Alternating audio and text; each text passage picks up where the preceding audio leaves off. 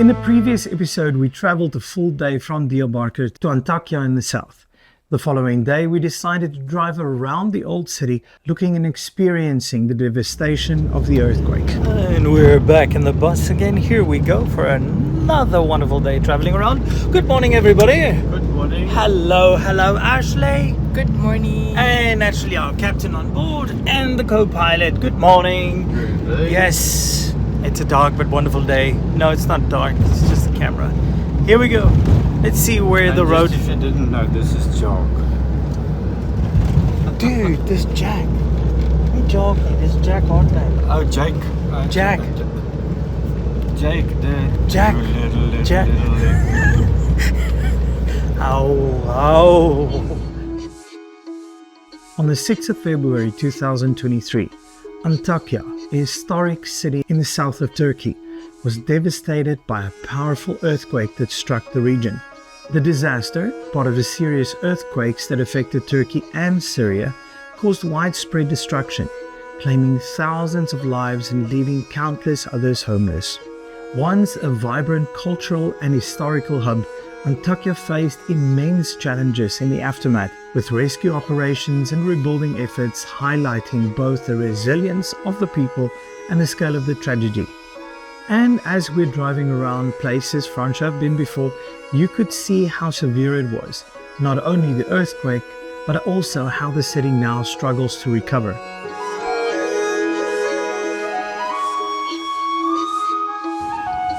I have no idea how to describe this. I, on the one hand, want to say, you've been with me to Syria. You've seen what war does to a country. You've seen the buildings. And now I can say we're in Antakya, and this is what earthquake looks like. One moment you're fast asleep and everything is fine, and the next moment, a minute and a half of shaking and nothing is left.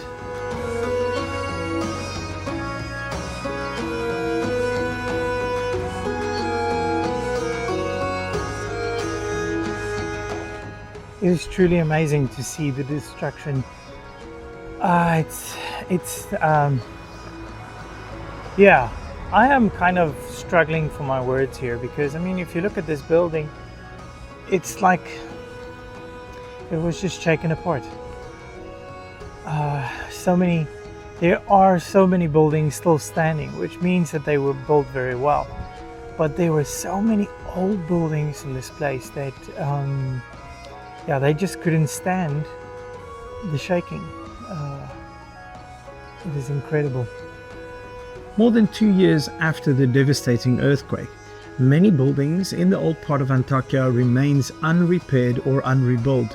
The destruction was massive, especially in the city's historic areas, where century-old structures were already vulnerable. Look at this building, oh my word. It is incredible. The sheer scale of the damage has made reconstruction a slow and complex process. Rebuilding has also been hampered by logistical challenges, clearing debris, securing safe construction material, and finding skilled labor. Wow, we're literally in the middle of I guess this could have been like a town square.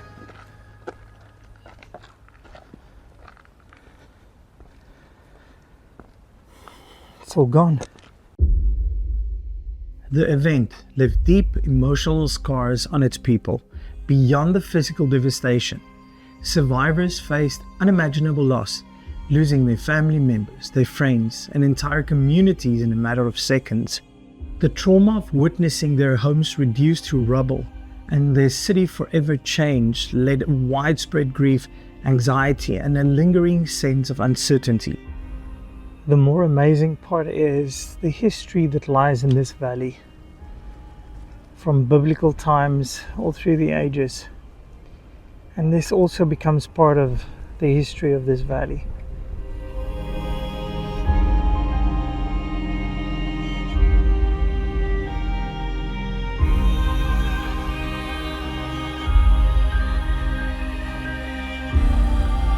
The crazy part is, while we're walking here, You can literally hear the equipment that's busy demolishing some of the remaining buildings and concrete and stuff.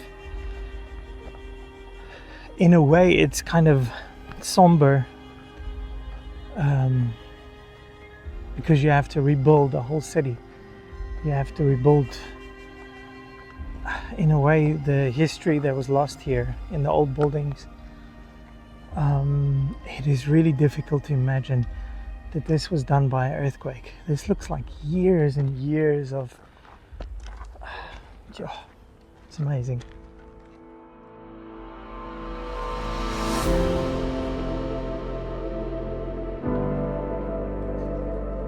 I'm back here again.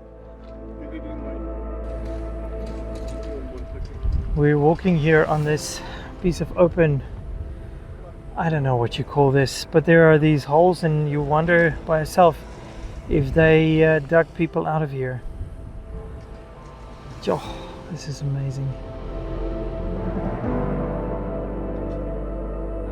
And then just randomly you have this one building standing strong, looking beautiful. It's amazing how construction can make such a difference. We drove to another part of the city where previously a community of our friends lived to see what it looks like now. Many were forced to move away from familiar surroundings, but some of them did not have a choice and had to create a new haven in this destructed area.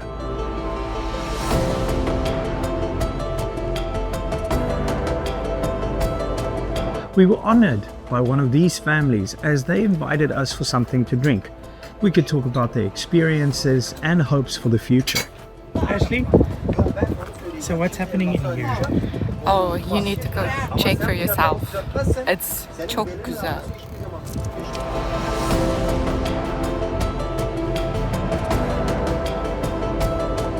Despite the hardship, resilience shines through as families and communities come together, supporting one another in this long and painful journey of healing and rebuilding the stunning city of Antakya. We did have one serious request on this trip, and that was a swim in the Mediterranean Sea. We headed towards a holiday village closest to Antakya where we could get our toes in the water, and as it was a very, very hot day, none of us complained about this excursion. Unfortunately, it did not turn out as the brochure advertised it. No white sandy beaches or crystal blue waters. And we burned our feet. Hello.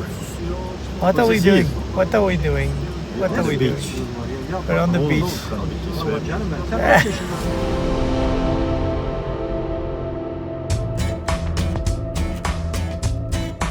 We have made it. We have made it to the Mediterranean Ocean. And the beach is different.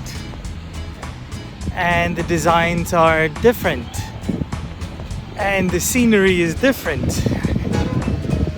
And the water